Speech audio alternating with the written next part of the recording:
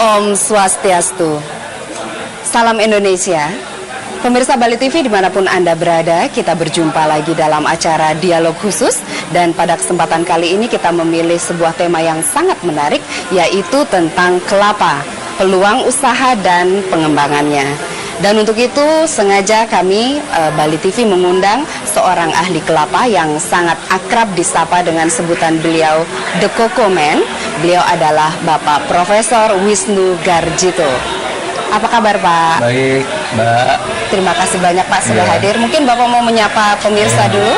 Om Swastiastu, salam Indonesia, selamat sejahtera semuanya.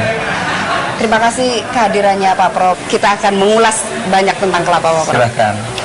Baik, pemirsa Bali TV, siapa yang menyangka bahwa di tengah tidak bergairahnya pertanian, sektor pertanian di Bali ini, ternyata bergelut di bisnis pertanian, kita bisa menghasilkan sebuah laba yang menggiurkan. Salah satunya kalau kita cermati, sarana upakara seperti kelapa yang didatangkan dari luar Bali itu banyak sekali, bahkan jutaan dalam kurun waktu tertentu.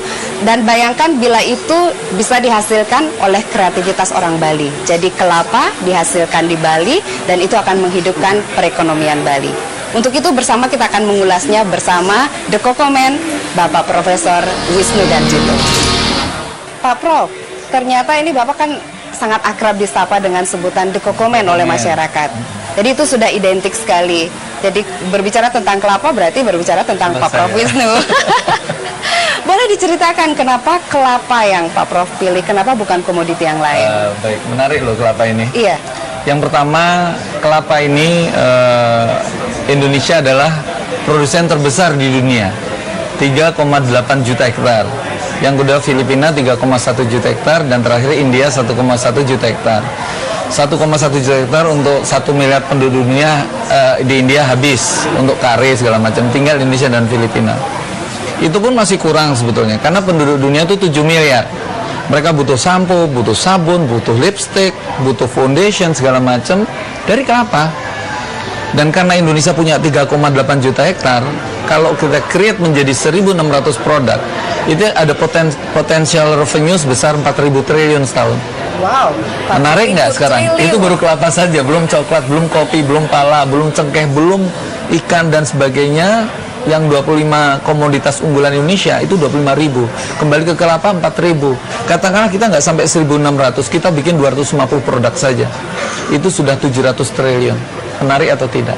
Sangat menarik. Jadi fantastis. Iya, fantastis sekali dari segi uang. Yang kedua, kelapa itu umurnya panjang loh. Dari 0 tahun sampai 75 tahun atau 100 tahun bahkan.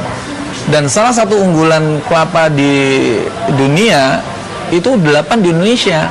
Salah satunya adalah kelapa Daksina dari Bali. Itu unggulan di Indonesia? Unggulan dunia, bukan di Indonesia. Dunia. Di dunia itu ada 10, 8 di Indonesia. Nah 8 itu salah satunya adalah Daksina. Ini harus dipertahankan. Yang punya siapa? Orang Bali. Kembangkan orang Bali sendiri. Nanti hilang lagi, diambil orang Thailand, orang Malaysia, kan jadi lucu ya. Berarti selama ini kita di Bali itu sudah terlena sebagai konsumen saja, Pak? Saya pikir begitu. Bukan hanya di Bali, di Indonesia juga semuanya jadi konsumen. Lucu, kelapa bulat mentah keluar ke Malaysia, ke Thailand, tapi nyatanya kembali lagi ke Indonesia dalam bentuk olahannya. Nah, saya hadir ke Bali ini ingin mengajak dari sektor agriculture on farm sampai ke processing dan marketing off farm.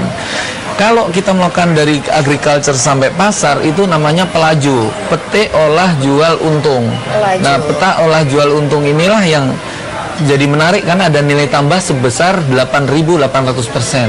Nah, itu yang ketiga, alasan yang ketiga. Keempat, alasan kenapa kelapa, kita butuh di Indonesia itu sekitar 25 juta orang loh untuk mengolah kelapa, dari memetik, mengolah sampai menjual. Berarti ada tenaga kerja yang bisa diserap di sana. Sangat. Dan itu orang cacat pun, orang tidak sekolah pun bisa. Misalnya dari kelapa diolah menjadi sabun. Itu butuh banyak orang. Semua orang di dunia pasti memakai sabun. Gitu. Iya, jadi itu produk yang memang wajib dipakai. Sangat. Sudah primer. Nggak zamannya lagi, itu primer banget gitu. Kalau dulu orang mandi pakai lumpur atau air saja, sekarang harus paling tidak ya sabun murahan lah. Dan varian sabun pun ternyata banyak sekali, dan itu bahan bakunya dari kelapa, Pak? Kelapa. itu surfaktan namanya, surface active agent ya, sabun, pencuci rambut, splash, kemudian cuci piring, cuci lantai, semua itunya. Dan itu basis pertamanya kelapa. Basis pertama kelapa. Luar biasa kalau berbicara tentang peluang bisnisnya ternyata yang harus diketahui oleh pemirsa Bali TV dimanapun berada. Jadi kalau berbicara tentang peluang bisnisnya iya, kemudian salah satu unggulan dari varian kelapa itu adalah kelapa daksina. Kalau berbicara tentang lahan dan permasalahannya itu gimana Pak? Iya gini, kalau kita bicara Indonesia ya, itu kan Indonesia 17.000 pulau. Kita mau pilih mana, tanemin aja itu semua. Bisa 7 juta hektar loh, ya kan? Kalau khusus Bali, saya lihat di daerah negara itu Singaraja itu bisa dipenuhi dengan kelapa pantainya. Jadi tidak harus semuanya janur dari Banyuwangi, dari Lombok, plus kelapa kecilnya untuk Upakara. Mestinya di Bali juga bisa, makanya itu sayang bukan hanya di Bali tapi Indonesia lupa bahwa kelapa itu harus dikembangkan secara kontinu. Jadi yang setiap 10 tahun harus ada replanting. 10 tahun replanting. Jadi nanti ketika kita nggak usah nunggu 75 tahun, 50 tahun sudah tebang. Kayunya orang Bali untuk ukiran kayu luar biasa untuk rumah. Sebenarnya dari hulu ke hilir itu bikin Bali bengong ya kan. Hulu hilir. Kalau perlu nanti teman-teman Bali, karena pusat dunia itu sebenarnya ngelihatnya di Bali, untuk khususnya untuk Identity Development Program, pemasaran internasional, mestinya teman-teman Bali itu yang muda-muda ayo keluar ke seluruh dunia menjadi duta-duta kita, duta kelapa. Nah, jadi saya mbahnya kelapa, teman-teman Bali yang muda-muda menjadi duta kelapa. Tarian apa, tarian kelapa. Belum loh dibikin di Bali ada tarian kelapa. Belum. Kalau makanan banyak ya, tapi nggak disadari bahwa itu dari kelapa loh enaknya.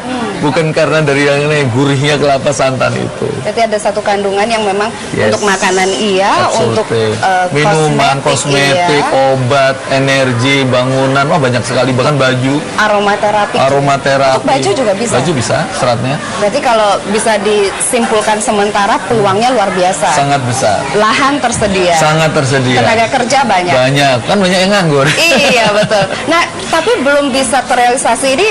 Sementara ini kendalanya apa di sini? Kendalanya mereka tidak tahu pengetahuan ilmu kelapa itu buat apa. Taunya hanya untuk kopra, untuk santan. Padahal sampai 1.600 loh. 1.600. Jadi kesadaran bahwa kelapa itu kalau dipecah-pecah banyak banget gitu. Nah, untuk itulah pemirsa Bali TV, maka pada kesempatan dialog ini jangan kemana-mana karena kita akan mengupas tuntas bagaimana ilmu tentang perkelapaan itu bersama The Coco Man. Untuk itu tetap bersama pemirsa Bali TV. Ini semakin menarik dialognya karena kita akan mengupas lebih dalam lagi tentang peluang usaha kelapa, permasalahannya dan juga solusinya. Jadi kembali nih bersama The Coco Man kita. Jadi iya Pak Wisnu, kita melanjutkan pembahasan tadi. Kalau secara peluang kelapa sudah luar biasa, itu dipakai untuk segala jenis kebutuhan pokok, mulai dari makanan, kosmetik, bahkan busana juga. Energi juga. Nah, ini kalau kita berbicara, kita sedang berada di Kota Denpasar sekarang. Nah, untuk lahannya gimana Pak Prof? Ini di Denpasar kan lahan agak terbatas gitu ya. Jadi gimana itu menyikapinya? Harus daerah pantai saja atau bagaimana? Don't worry, saya tinggal di Depok. Di Depok itu lebih parah lagi, bangunan semua nggak ada pohon kelapa. Kelapa kita ambil dari tempat lain, Provinsi Jawa Barat, Banten, Lampung. Bali, biasa Indonesia dong. Bali jadi hubnya, spoke-nya itu di 33 provinsi yang lain.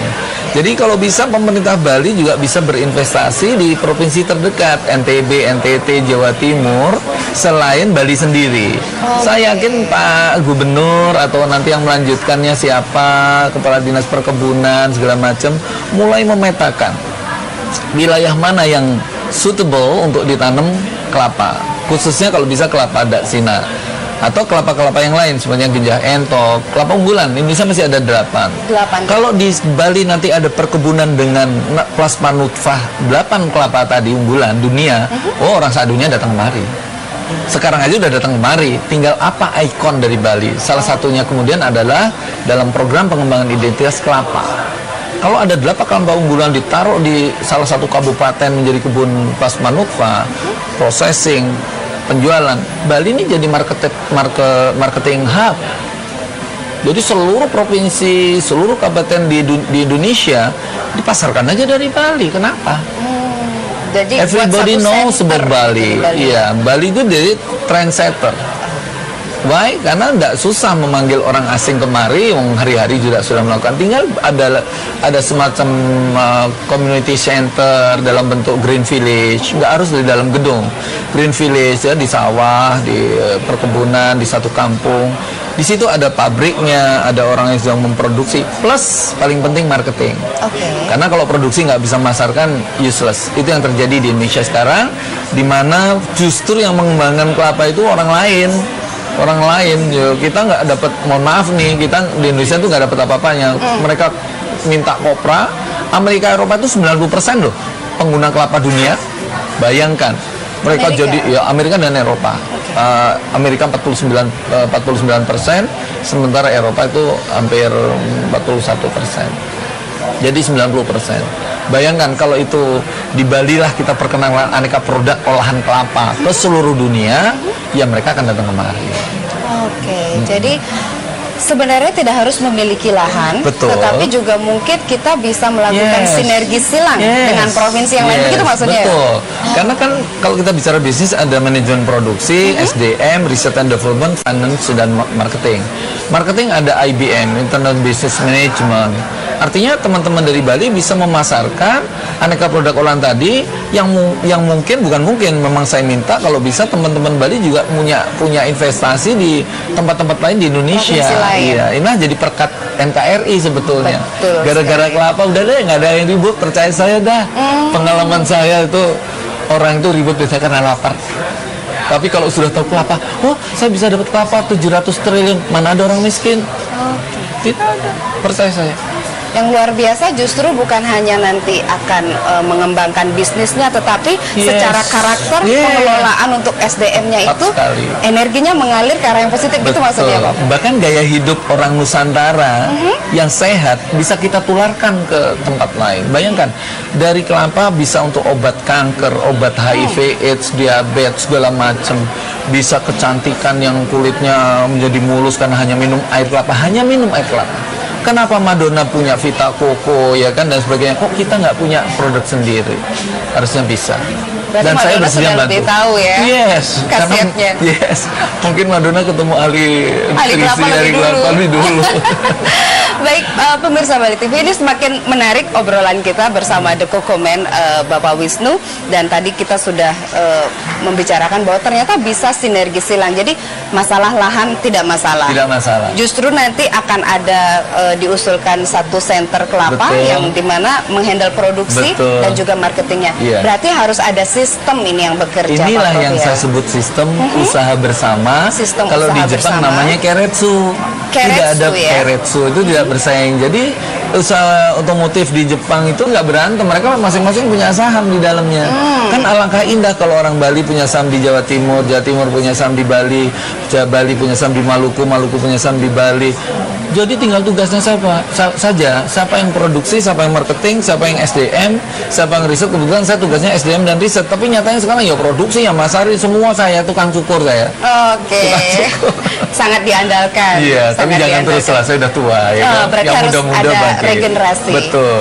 Jadi luar biasa karena pada kesempatan kali ini beruntung sekali pemirsa Bali TV bisa mendengarkan dialog ini sehingga terbuka wawasannya bahwa ketika kita berbicara kelapa bukan saja komoditasnya, tapi kegiatan kehidupan. Bahkan ada sinergi yang nanti berujung kepada perdamaian Nusantara, keharmonisan itu usaha bersama, kooperasi. Ada gotong royong berarti di sangat. Nggak bisa hanya Pak Wisnu sendiri atau Mbak sendiri, tapi semua kita saling isi mengisi. Super tim. Yang saya butuhkan super tim loh ya, bukan individu loh ya, super tim. Iya, super tim itu. Jadi ini mudah-mudahan bisa didengarkan juga oleh pemerintah dan menjadi satu usulan di mana pemberdayaan anak-anak muda, kemudian lahan dan juga ketersediaan kualitas kelapa yang bisa ekspor, bahkan untuk konsumsi kita di dalam negeri pun itu bisa dipikirkan gitu. Oke, sebagai penutup ini mohon The Coco Man, Pak Wisnu ya Pak Prof, memberikan satu konklusi, satu arahan, ajakan untuk masyarakat Bali khususnya dan untuk masyarakat Indonesia, di mana tentang kelapa ini ternyata luar biasa, peluang dan segalanya. Silakan. Baik, saudara-saudara sekalian, saya ingin mengingatkan bahwa kelapa ini adalah the 5-star industry, industri bintang 5. Bahan bakunya, suplainya kita terbesar, pasarnya 7 miliar terbesar, tidak ada substitusi dari kelapa, santan tuh nggak bisa diganti, kemudian ancaman dari luar nggak bisa karena kelapa hanya bisa ditanam di daerah tropis, dan persaingan usaha dalam kelapa sangat rendah. Kita bisa menjadi leader di sini. Dengan 5-star industry ini, mari kita bergabung dalam sistem usaha bersama, khususnya koperasi, sehingga tidak ada yang merasa yang ditinggal. Yang miskin dibantu, yang kaya membantu. Dengan cara seperti ini, potensial income yang saya sebutkan tadi 4.000 triliun, minimal 700 triliun per tahun bisa kita ciptakan, dan ini akan menciptakan berbagai hal kebaikan di bumi pertiwi ini. Yakinlah dengan kelapa ini, karena kelapa ini tidak mudah mati, ditaruh saja hidup, dan itu ditinggal pun hidup. Nah, mari kita sekarang tidak tinggalkan dia, kita rawat, kita tanam, kita jadikan sebagai unggulan kita untuk membangun diri kita dan masyarakat Indonesia umumnya. Jadi kesimpulannya, ini adalah kesempatan yang harus dikembangkan sekarang atau tidak sama sekali. Demikian, Pak. Baik, terima kasih banyak Pak Wisnu atas kehadirannya, seorang ahli kelapa Indonesia yang luar biasa kita banggakan karena beliau sudah berbagi ilmunya bersama kita. Sekali lagi terima kasih dan semoga bertemu lagi dalam kesempatan yang berikutnya, dan selamat memajukan kelapa Indonesia. Terima kasih. Baik pemirsa Bali TV, berbahagia sekali demikian tadi dialog khusus kita bersama ahli kelapa Bapak Profesor Wisnu Garjito dengan julukan beliau yang sudah dikenal oleh masyarakat, The Coco Man. Jadi ternyata kelapa itu peluangnya luar biasa, dan kalau kita hubungkan dengan generasi muda, salah satu organisasi kepemudaan yaitu Pramuka, simbolnya pun adalah tunas kelapa. Jadi ternyata kelapa adalah simbol dari tunas bangsa. Untuk itu jangan tinggalkan kelapa, dan salam semangat memajukan pertanian Bali dan juga pertanian Indonesia. Demikian dialog kami pada kesempatan hari ini. Kita tutup dengan para besanti. Om Shanti Shanti Shanti Om.